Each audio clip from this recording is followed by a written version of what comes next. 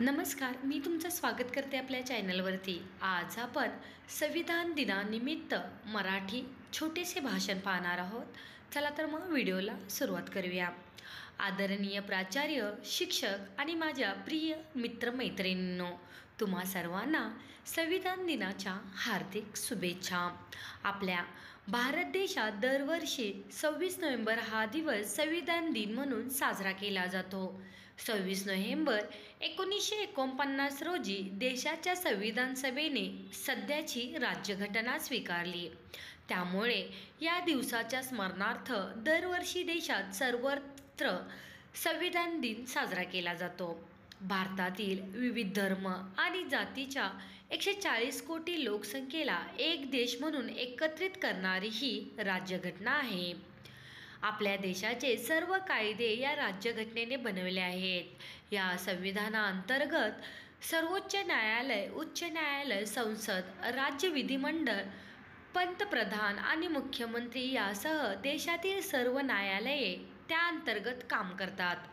शिवाय याच संविधानाने आपल्याला अनेक हक्क दिले आहेत, ज्यामुळे आपण संपूर्ण स्वातंत्र्य आणि समानतेने जीवन जगतो। देशातील नागरिकांमध्ये घटनात्मक मूल्याबद्दल आदराची भावना वाढवणे हा संविधानाचा मूळ उद्देश आहे। संविधान तयार करण्यासाठी 2 वर्षे 11 महिने आणि 18 दिवस लागले। 26 नोव्हेंबर 1949 रोजी पूर्ण होऊन त्याचा स्वीकार करण्यात आला। त्यानंतर 1 वर्षांनी म्हणजे 26 जानेवारी 1950 रोजी राज्यघटना लागू झाली। 2015 मध्ये भारत सरकारने 26 नोव्हेंबर हा दिवस संविधान दिन म्हणून साजरा करण्याचा निर्णय घेतला। 2015 हे वर्ष यासाठी विशेष ठरले आहे, कारण त्या दिवशी राज्यघटनेचे शिल्पकार डॉक्टर भीमराव आंबेडकर यांची 125वी जयंती साजरी करण्यात आली।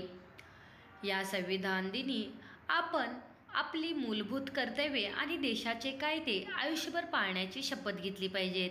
देशाचा एक चांगला आणि जबाबदार नागरिक बनल्याने संविधानाचा उद्देश तर पूर्ण होईलच, शिवाय संविधानात निर्मात्यांच्या स्वप्नातील राष्ट्रही घडेल। आज देशातील एका मोठ्या वर्गाचे जीवनमान गरीब आफ्रिकन देशापेक्षा वाईट आहे। त्याला अन्न, वस्त्र, शिक्षण, आरोग्य या मूलभूत सुविधा उपलब्ध नाहीत।